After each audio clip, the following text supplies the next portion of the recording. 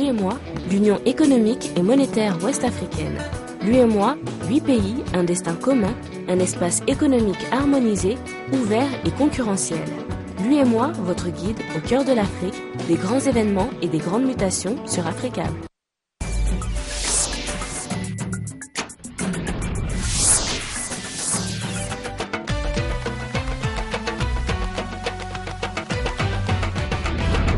Mesdames et messieurs, bonsoir. Merci de nous suivre. Bienvenue dans Afrique Soir. Tout de suite, le sommaire. À la une de l'actualité, le Mali qui célèbre ce 22 septembre le 54e anniversaire de son indépendance. Plusieurs activités ont marqué cette journée. Nous en parlerons dès le début de cette édition. Et puis l'épidémie d'Ebola avec ce dernier bilan de l'OMS. Le virus a fait 2793 morts en Afrique de l'Ouest. Pendant ce temps, le bilan des 3 jours de confinement en Sierra Leone fait état de plus de 70 morts et 150 nouveaux cas identifiés selon les services de santé. Alors que le monde a les yeux rivés sur l'Irak, un autre pays est en train de se détruire. Il s'agit de la Libye. Reportage sur ce conflit à huis clos dans ce reportage. Voilà pour le sommaire. Bienvenue. Cette journée du 22 septembre marque le 54e anniversaire de l'accession du Mali à l'indépendance. Ce matin, le président malien Ibrahim Boubacar Keïta a procédé à la pose de gerbes de fleurs au monument de l'indépendance. Une cérémonie suivie par nos reporters Yacouba Dansouko et Cheikh Tidiane Koulibaly. 22 septembre 1960, 22 septembre 2014, la République du Mali a 54 ans.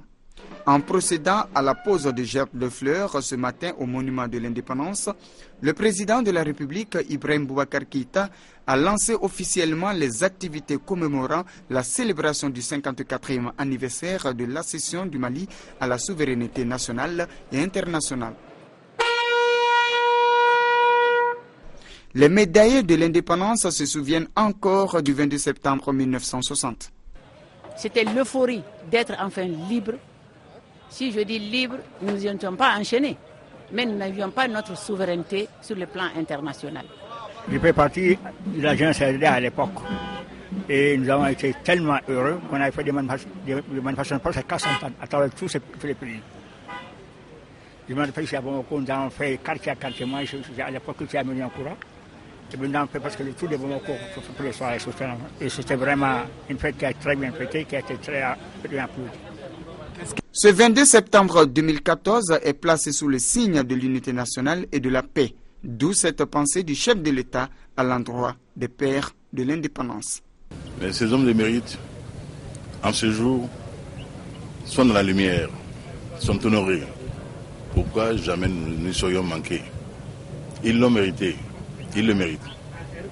Qu'au jour du souvenir, la patrie leur rende l'hommage dû. Ibrahim Boubacar Keïta a profité de cette occasion pour formuler des bénédictions. Et je souhaite au Mali un très bel hivernage. Et nous avons jusqu'ici aucun lieu de nous plaindre. Et gageons que Allah subhanahu wa ta'ala, dans sa miséricorde et sa clémence, fasse en sorte que l'on en vienne à terme avec les joies engrangées lors de ces mailles. Étant sur le chemin de New York aux Nations Unies, je dirais encore une fois le Mali, sa réalité, et que tous les vœux m'accompagnent pour que j'aie les mots justes. Le président Keïta a ensuite salué ses compatriotes venus en grand nombre assister à cette première cérémonie de la journée. Et à l'issue de ce dépôt de gerbes de fleurs au monument de l'indépendance, le président s'est prononcé sur le travail quotidien des hommes de médias. Je vous propose de l'écouter. Je voudrais à cette occasion remercier notre presse nationale qui, dans des conditions spartiates, dans des conditions difficiles, fait un travail remarquable et l'encourager à continuer dans cette voie-là. Inch'Allah, l'État fera ce qu'il pourra pour que la qualité s'améliore chaque jour. Mais déjà, bravo pour ce qui est en cours, ce qui est fait. Le président Ibrahim Boubacar Keïta a présidé également la cérémonie de prise d'armes suivie d'un défilé militaire, une cérémonie qui a précédé la remise par le chef de l'État de 27 véhicules pick-up aux forces de défense et de sécurité, Daouda Kamaté et Moussa Bari. C'est dans une forte émotion et un moment particulier aggravé par un défi politique et sécuritaire que le Mali a célébré en cette date commémorative le 54e anniversaire de son accession à l'indépendance. Cérémonie de prise d'armes suivie d'un mini-défilé militaire. Voici ce dont le président de la République, accompagné de plusieurs invités, a eu droit à la place d'armes du camp Sundiata de Kati. Bien avant, le chef suprême des armées maliennes a été accueilli sous le drapeau au son de l'hymne national exécuté par la fanfare de la garde nationale.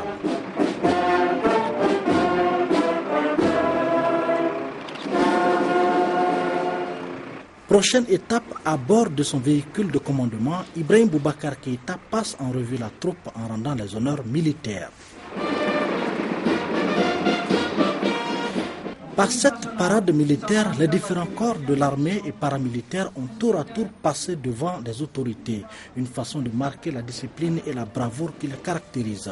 Des fanfares de la garde nationale, en passant par le sport militaire, les douaniers, la police, la garde nationale, la gendarmerie, l'armée de terre et de l'air, ainsi que les commandos, ont tous été mobilisés pour rendre une reconnaissance à ceux qui se sont battus pour la liberté et l'indépendance. Visiblement très ému, le président Keïta ne cache pas son espoir pour une nouvelle armée et une nouvelle ère pour le Mali. Beaucoup d'espoir et nous continuons à faire en sorte que et l'armée et la nation, chaque jour davantage, croient en l'armée nationale malienne, en sa capacité de sécuriser notre peuple et nos frontières. En pensant aux populations de Kidal en ce jour de fête de l'indépendance, le chef de l'État reste optimiste pour un Mali uni et réconcilié. Des regrets, mais j'espère que ce n'est que partie remise et que très bientôt, Kidal sera totalement dans le giron national et que nous ferons en sorte que nos frères de Kidal se sentent totalement maliens, vibrant avec l'ensemble national. Et ce sont nos frères, ce sont nos parents, ça ne peut pas être autrement. Auparavant, le président a procédé à la remise officielle des clés de 27 véhicules type pick-up aux forces de défense et de sécurité, ce dont est la matérialisation de la contribution des populations maliennes afin d'améliorer leurs outils de défense. Il s'agit là aussi de renforcer les militaires en vue de leur permettre de faire face aux défis de la lutte contre l'insécurité et le terrorisme. À présent, suivons les réactions de les réactions à l'issue de la cérémonie de défilé militaire. On aurait pu fêter ça mieux sur toute l'étendue du territoire malien. Mais comme vous le savez, il y a encore la crise qui sévit au nord. Mais on sent un peuple uni. On sent que les Maliens comprennent. On sent que les Maliens restent sereins. On sent que les Maliens restent imperturbables. C'est une journée de commémoration et l'avantage que nous avons, c'est d'avoir le chef de la mission Barkhane et avec nous le chef d'état-major de la MINUSMA, qui signifie le type de collaboration, de coopération qui a permis de mettre à mal les forces du mal qui envahissaient le Mali, mais aussi de nous assurer que dans le cadre régional, les efforts sont faits pour que ce travail continue en harmonie. Je trouve que cette journée est très symbolique à plus d'un titre. La première raison, c'est parce qu'elle suit la journée internationale de la paix hier, et il y a un symbole très fort, bien évidemment. Le deuxième symbole, c'est après le fait que cette journée n'ait pas été célébrée avec le même faste en 2012 et en 2013. C'est vraiment le symbole de l'unité retrouvée des forces armées, de leur montée en puissance et, comme vient de le dire le chef d'état-major général, de leur prise d'envol. Et puis le troisième symbole que je vois, vous l'avez de manière très visuelle devant vous, c'est que nous travaillons tous ensemble, que ce soit la MINUSMA, les forces armées, mais également Barkhane, eh bien pour que les terroristes qui ont voulu mettre à mal ce pays eh bien ne puissent plus faire de mal au peuple malien. La MINUSMA a été éprouvée, elle a été éprouvée au nord, dans différentes régions, et elle en paye un lourd tribut.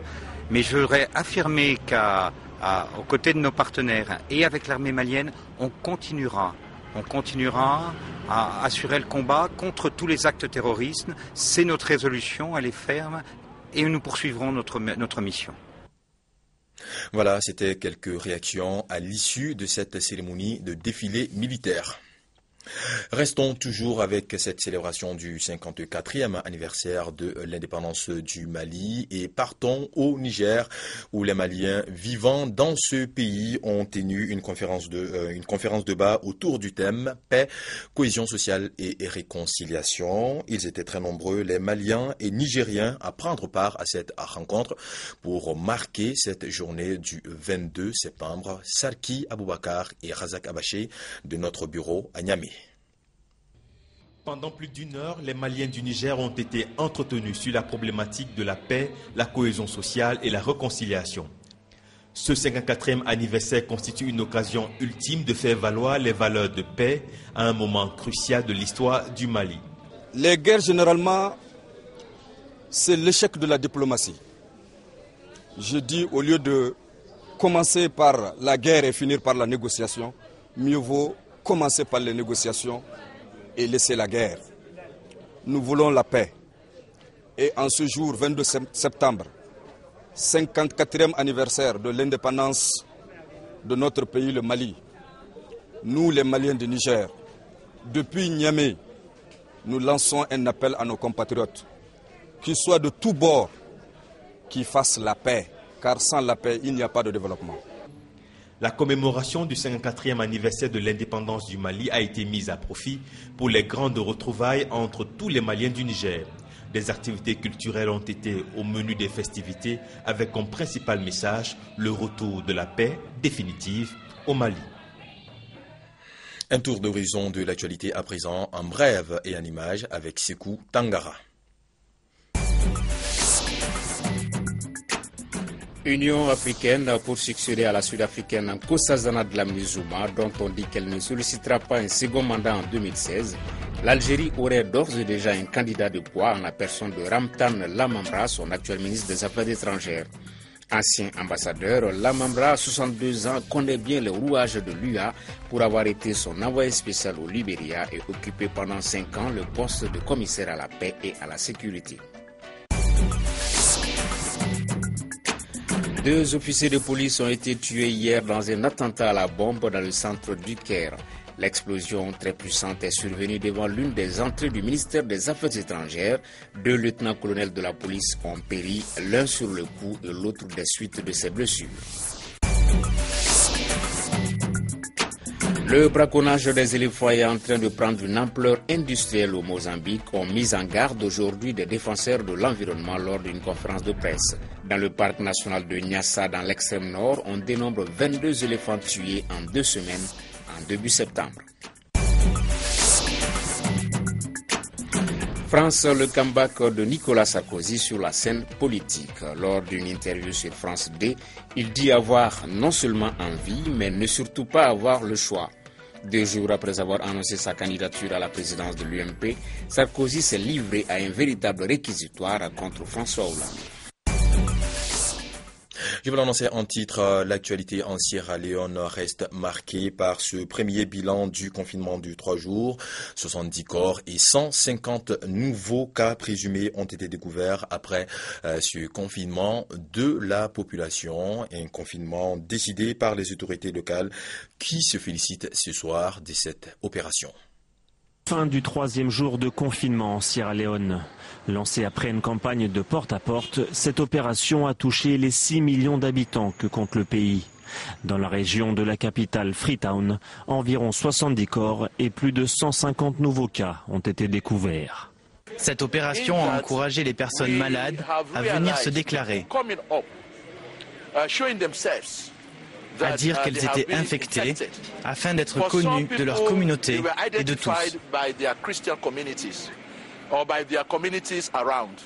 Quelques 30 000 volontaires ont distribué du savon dans les foyers et fait passer des messages de prévention. Malgré la difficulté de mettre en place un tel isolement, cette mesure coercitive a été très suivie par les habitants de Freetown. Nous devons rester chez nous comme nous l'a demandé le gouvernement. Il est important d'obéir à nos dirigeants. C'est rendre service à la nation. Les autorités s'attendent déjà à découvrir de nouveaux cas une fois qu'elles auront en leur possession les chiffres pour l'ensemble du pays. Le ministère de la Santé n'exclut pas de reconduire une nouvelle fois cette opération. C'est une guerre civile à huis clos. Il y a en ce moment très peu de journalistes pour couvrir le conflit libyen. Alors que le monde a les yeux rivés sur l'Irak, la Libye se désagrège en silence. Sur la route de Zawiya, à 40 km à l'ouest de Tripoli. Depuis plusieurs semaines maintenant, des combats d'une rare intensité opposent dans ce secteur miliciens fidèles au gouvernement en exil aux combattants de Fajr Libya qui le mois dernier ont pris le contrôle des 3 principales villes du pays. Un axe barré à la circulation des véhicules au bout de 20 km, pas d'autre choix donc que d'emprunter cette route secondaire, sablonneuse et potentiellement minée. Ces miliciens qui reviennent tout juste de la ligne de front affirment avoir repris le contrôle de l'autoroute, obligeant les tribus loyalistes à se replier plus au sud.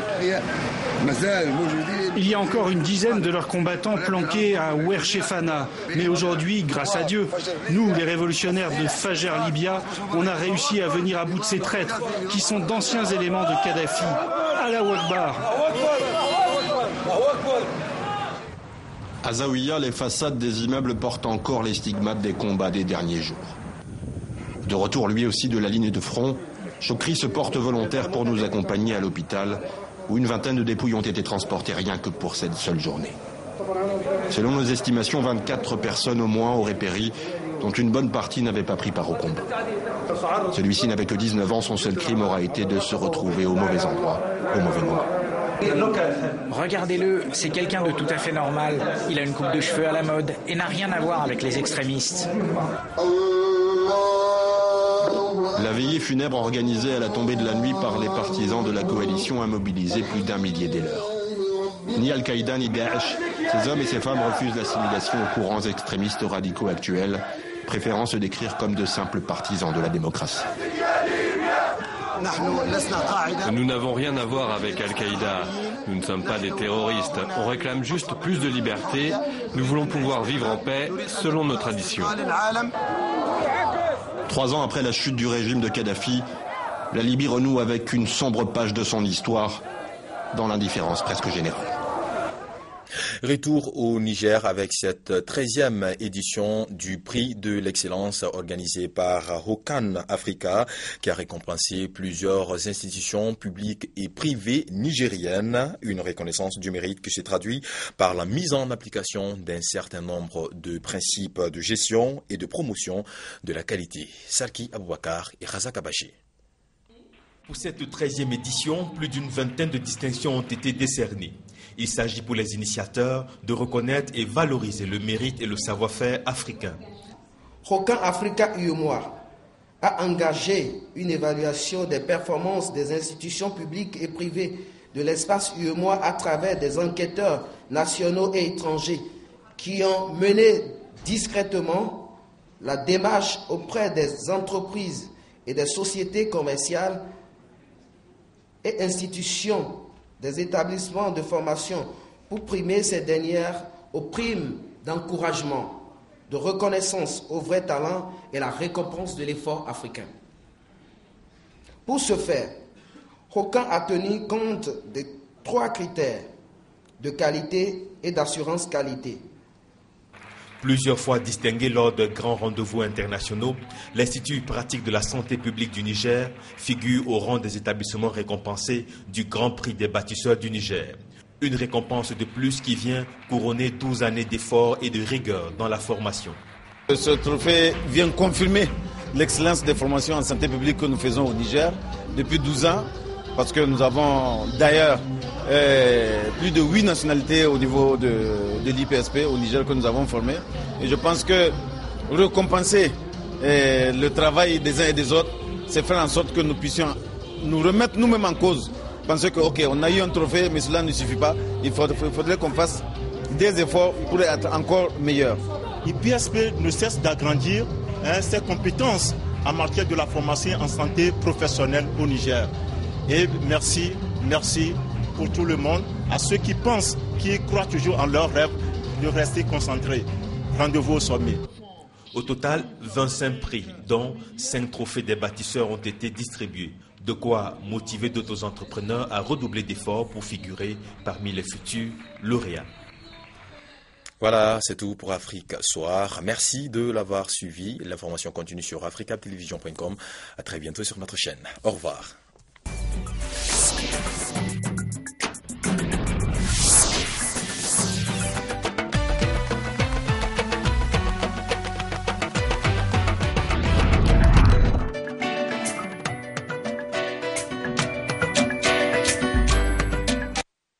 L'UEMOA, l'Union économique et monétaire ouest-africaine. L'UEMOA, 8 pays, un destin commun, un espace économique harmonisé, ouvert et concurrentiel. L'UEMOA, votre guide au cœur de l'Afrique, des grands événements et des grandes mutations sur Africa.